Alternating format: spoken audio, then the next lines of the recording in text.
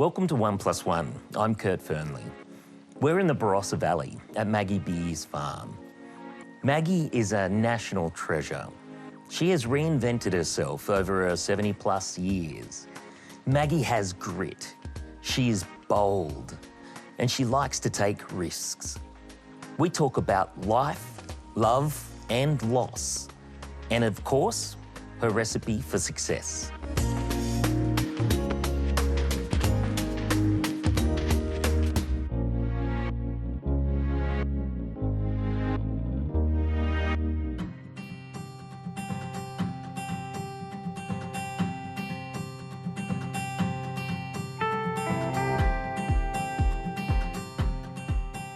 So what is it that we're cooking? We are in the Barossa, right? So there were two things we had to have. There is the beginning of a red wine risotto. And here we're going to cook these chook thighs from Sassie's chooks. Normally, I'd be on that side, Simon would be on this side in all those years of cooking the chef. I'm like a lot less talented Simon. Yeah, but you're cheeky. Unless Simon's a good wheelchair racer. I want it to be golden. That looks pretty amazing already. I might need to put some more butter. No arguments from me. There has to be enough butter that it coats the rice. Ladle, ladle, ladle. I'm cooking with Maggie Beer. And Maggie Beer's all over the place. Now it's ready. Okay, now.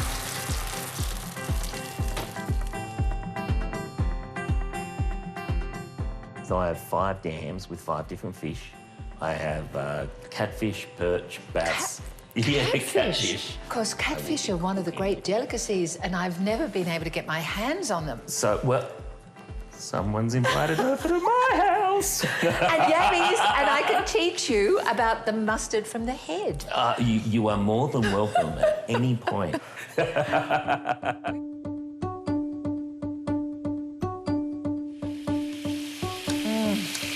It looks amazing.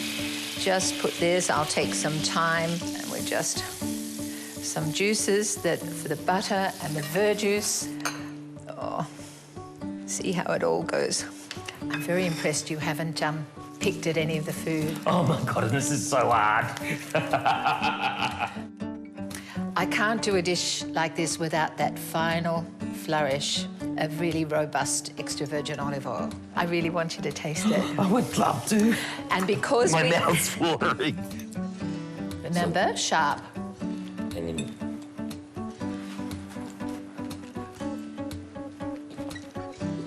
That is beautiful.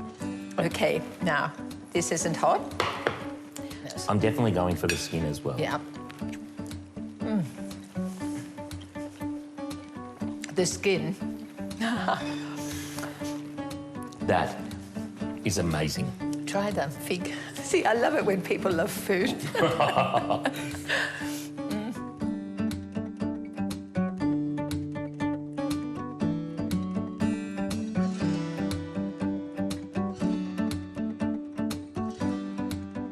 The Barossa is amazing.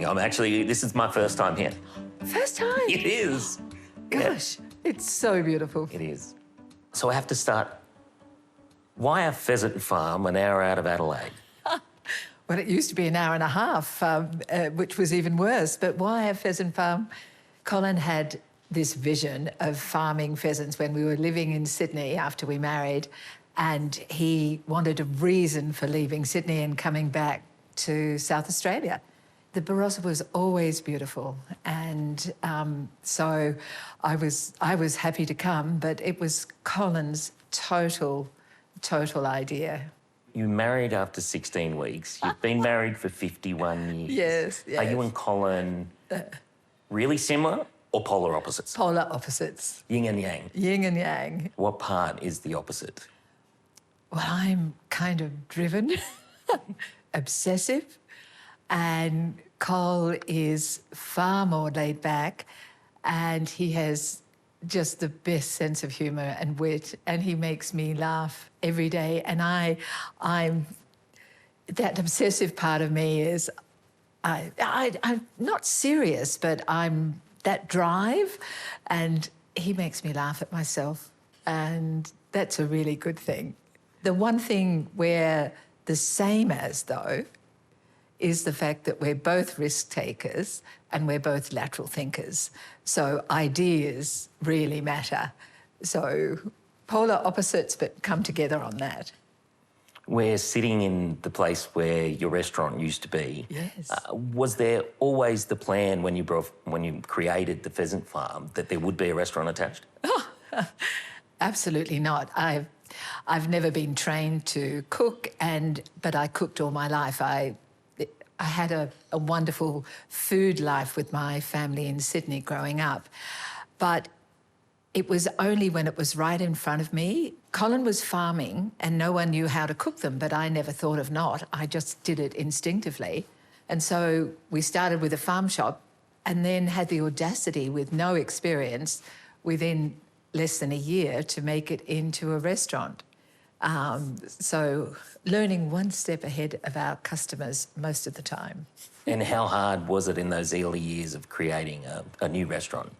Well, it was terribly hard, but terribly not. The hard was the physical work, in that our girls were so young, and Colin was, we were vignerons, he had the birds, he would, once it was a restaurant after that first year, he would also wait on the tables at lunchtime. I would do, it was me in the kitchen. My mum lived with us for quite a while and helped. And then I'd do all the laundry and at night for the tablecloths and serviettes, and I'd pickle buckets of quail eggs between my legs at night telling the girls stories. When you won the Remy Martin Award for Best Restaurant in the country, I'm guessing that had a pretty big impact on life. It had the hugest impact because the shock. I mean, but from that moment on, there were helicopters arriving in the ram paddock. The phone just didn't stop. We went from being this little country restaurant into something that was, we didn't change, but people's expectations were of, could be of something different. You know, like, where's the glitz? There was no glitz or glamour, but it was very real, and it was wonderful to win, but it also burnt me out. Why do you think you did win?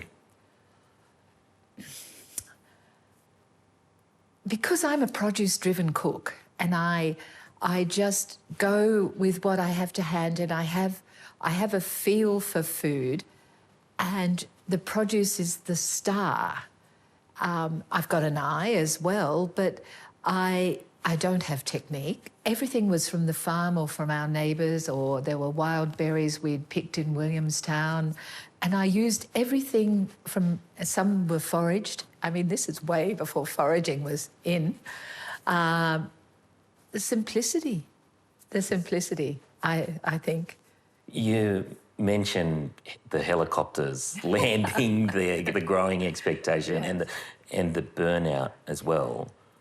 Why, when the restaurant was, it seemed to be more popular than what you could have ever imagined, Yeah. why close the doors?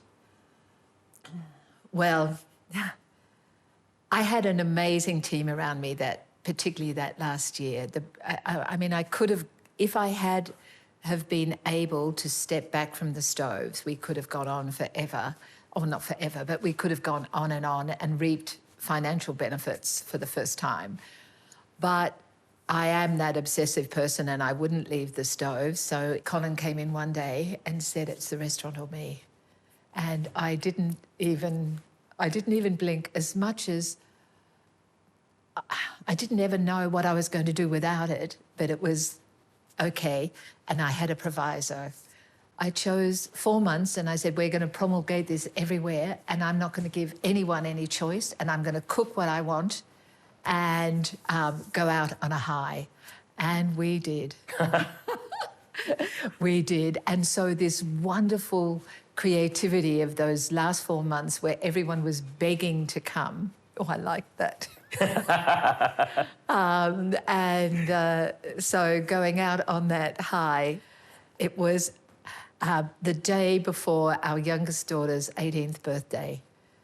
Would be 4 months exactly. And she always used to say, could she please have a proper mum when she was younger, one that didn't forget to pick her up from school. And, and Sassy used to swap her pheasant sandwiches for Fritz. And so it was so I could be a proper mum. What did you turn to then? You don't seem like someone that would sit still. Well, I did for a year. Really? I was the first time I ever sort of understood depression, in that I think I slept for about a year. Wow. In that I was exhausted. 15 years, just on 15 years, pushing your body. It was so intense, this restaurant. And I felt I'd lost that reason for being. And I had a few phone calls all on the same day or 2 days. Anne Summers rang me and asked me to write in the Good Weekend. And Stephanie Alexander rang up and said, let's go to Italy. And so we went on a holiday to Italy, and then the idea of the big trip to Italy for the cooking school for 3 months, 2 years later. You would go on to create a juggernaut that is the Maggie Beer products. Yes. Did you ever imagine that would become it's like a multifaceted business that it ended up? No. Look, it sounds a bit trite to say I never had a vision. I just was making the most of everything I had to hand in terms of produce and ideas.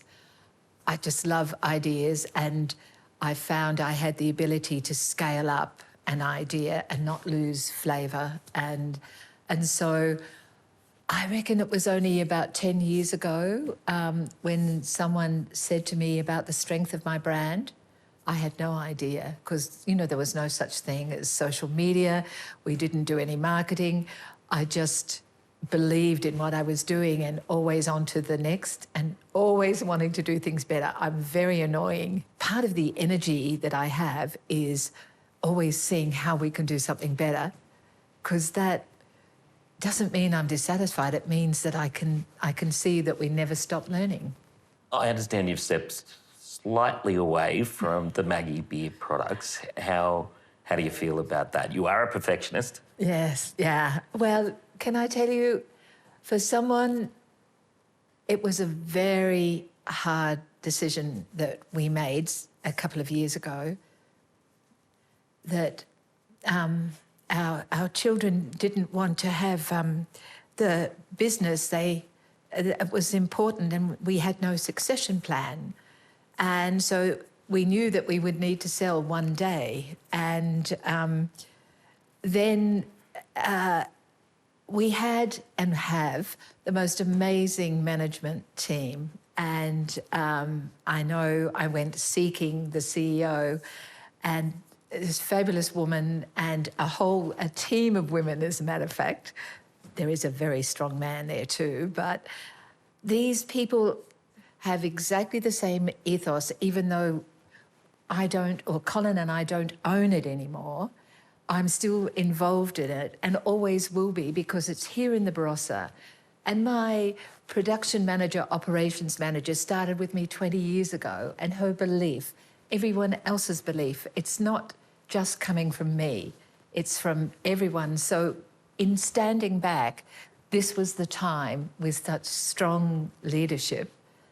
And it was like cutting off an arm at first, but there has to be a sense of freedom as well that will eventually come, Whenever I mentioned that I was going to meet Maggie Beer, the response is always, I love Maggie Beer. They've got the wrong impression. How does that sit? Oh, well, it's hard because people are too nice, and we all suffer from imposter syndrome. We do. And so I worry that they don't know the cranky side of me when, I need things to be just right. And so I race around trying to fix things up, and everyone knows I'm cross, but I don't mean to be cross. But you know, there's every side of me that I worry that people have it wrong. You've had an incredible range of work. You've worked in a lift operator in New Zealand. You've First floor, travel goods, menswear. You know what? I was actually told as a kid that was the job that I could do. My mum and dad were asking about what the potential of Kurt is, and they said, well, you might be able to push buttons in a lift one day. Did your mum and dad box their ears? No, they brought me over and asked, what do you want to do, Kurt? But there's such a range of jobs, from working in an embassy to the lift operator, but also you're an assistant to a geophysicist in Libya. What was that like? Pink gins at 11 o'clock. That was Oliver Winstanley had. He was the chief geophysicist, an amazing man. And Libya, Benghazi, and we all lived in what they called the mess, then shopping at the souk and learning a little bit of Arabic to get by. But you see, it was the 60s, okay? You've got to remember that. And I don't mean the swinging system. Well, that's what I did. No, I could see your face. I didn't mean that. It was the 60s. I want to hear the mischief stories as well. No, there. But the thing about the 60s is, and particularly, you know, I was the young Aussie, went to London on the ship, 6 weeks to get there, and you could get jobs from the front page of the Times in those days. They had those personal columns, and really, I got all the jobs I did in the UK and Europe came from the Times, and Libya, that came out of it too. And all you needed was the right attitude and energy. Is it true, though, that you were sacked from your first cooking job? Yes. It was the sailing school at Loch Earn, and it was for a 12-week stint in the sailing school to cook for all the residents and the team. And after 6 weeks, I'd emptied the whole larder. They were loving the food so much, they never looked at what I was using. And so I got the sack, and then went further up into Scotland to Lochore after that, and became a whiskey barmaid.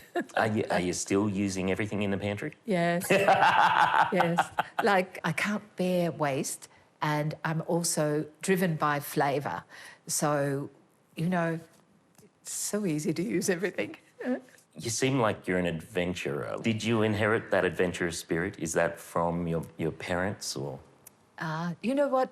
I inherited from my dad. I inherited this instinct for food. It was absolutely, it was there, and it came to me. From my mum, I inherited a joy in life, no matter the circumstances.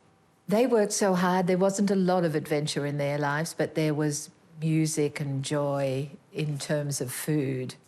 So, yes, one sort of weaves into the other. There was also some hardship when you were a kid. Yes, there was. I remember seeing on the floor of Dad's office all the unopened bills. They were manufacturers of kitchenware. And I say manufacturers, lathes and factories, and there was a shortage of aluminium, and bringing it in from Japan. Dad got stuck holding the responsibility of paying for it all, and there was no money because it just all fell apart.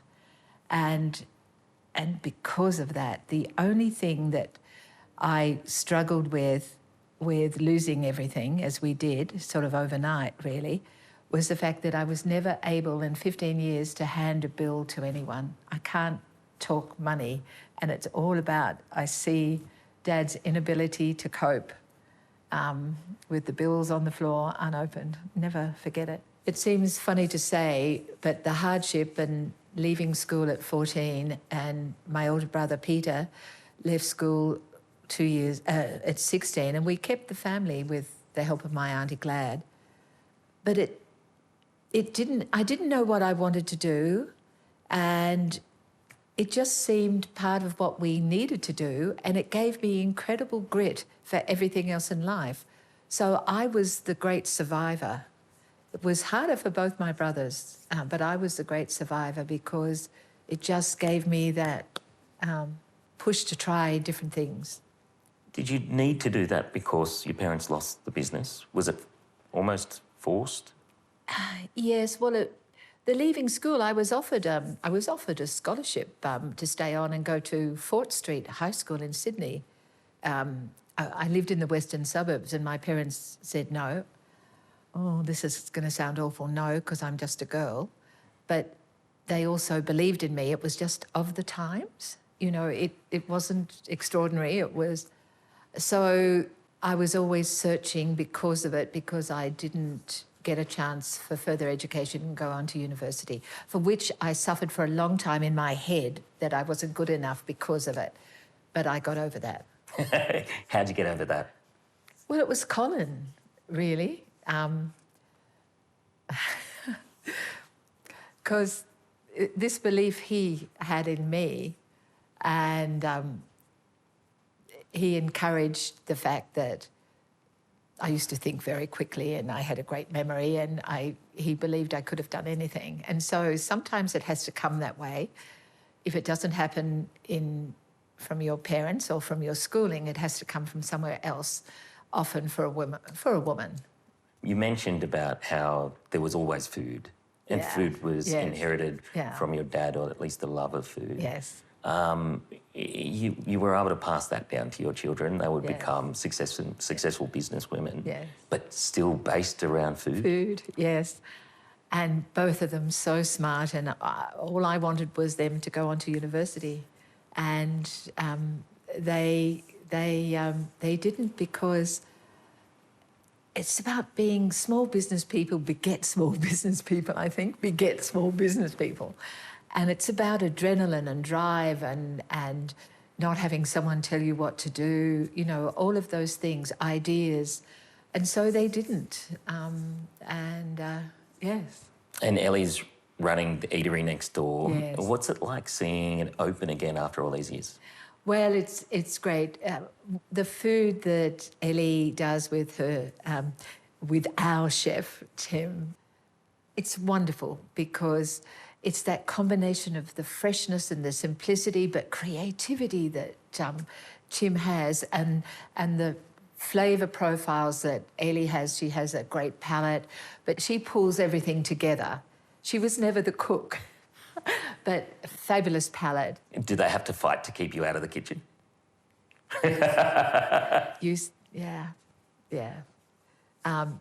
Not so much Elle. I have to ask about Saskia, your eldest daughter. She passed away last year. I'm sorry for the loss. Can you just tell me a little bit about her? She was extraordinary, difficult. Scorpio. So smart, such a beautiful cook, and adventurous, and a really good thinker, and ideas always.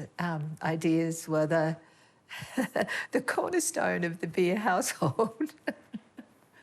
Yes, it continues today. And so we have organised to have a Churchill Fellowship in her honour. So with that fellowship, we can find someone else who has all of those things that are important about farming and food and innovation, and help them on a path. And the family chose that together, and it'll be a lovely thing. It's beautiful. A lovely thing to have. Has it altered where you thought you were going?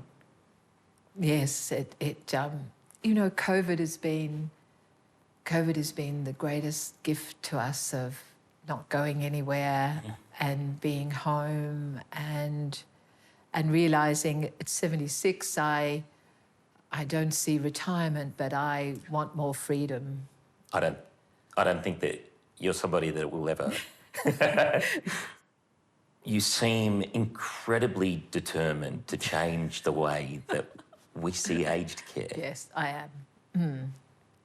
How much momentum did that gain after you were the recipient of Senior Australian of the Year? Well, Senior Australian of the Year, which was in 2010, gave me the idea of, because I was asked to speak to 1,000 CEOs of aged care for a conference, an annual conference. So I did some research, and I found great and terrible, right? So I knew that I had to do something, but it took a few years because I had a few false starts going to the government and sitting on a board and nothing was happening. So it wasn't until 2014 I brought the people around me as the foundation. So in that, it's been a huge drive since that I know through education and skill and knowledge and sharing and advocating. So there's so much to do, but we can do it. That is the most important thing. We can, but only with everyone's involvement. If you were writing one recommendation right here and right now for how people live in aged care, what would it be? Gosh, can I say that's a really hard question because it's so complex without respecting the cook, without giving the cook and chef the skill that is not available unless we do our master classes, without giving them the kudos, the respect for the job that they can do, without the carers being involved with the importance of it, without the whole of the team of aged care, from the board to the management to the health professionals, respecting the cook and chef and together making a better place. So it is the most complex arena, and we're dealing with people that are very vulnerable, and we must give them well-being as well as wellness. It is the combination of the Royal Commission and COVID that has made this on everyone's mind that has someone, a loved one, who might one day have to go into aged care if not there now. But it's not just those in care, it's those in the home and how to share better ideas and better food for them. It's a very big thing, and we've got a real responsibility. Maggie Beer, thanks for joining me on 1+1. Oh, I'm thrilled to talk to you, Kurt.